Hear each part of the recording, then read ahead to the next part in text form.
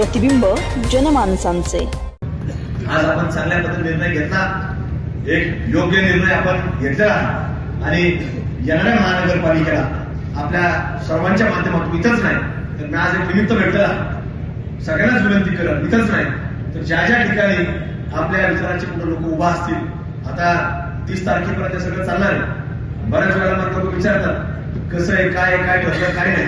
आजही भोसले साहेब, बारस्कर साहेब ते सकाळी 11 वाजल्यापासून दुपारपर्यंत आपण साहेब ते महायुतीच्या बैठकीमध्ये होते।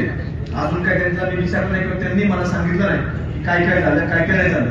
पण अजूनही अंतिम निर्णय काय झालेला नाही। रोज सोशल मीडियावर उत्तर टाकलं याला 30 जागा दिल्या, याला 38 दिल्या, त्याला 35 दिल्या, त्याला 24 दिल्या, कुठल्याही काही दिलेलं नाही, कोणाचं काही झालेलं नाही। आणि शेवटपर्यंत हे कुठेतरी 30 तारखेपर्यंत चालू राहणार आहे।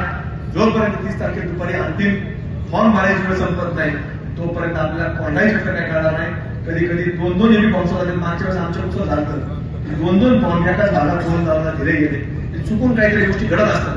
त्यामुळं वरांजर होणार आहे, काय होणार आहे की 30 तारखेपर्यंत आपल्याला कोणताही भोसले साहेब, साहेब तुम्हाला सांगितलं पाहिजे। तेव्हा अजून काही आपल्याला कोणाला सांगता येणार नाही। त्यामुळं या सगळ्या घडामोडींमध्ये सगळं चालणार आहे।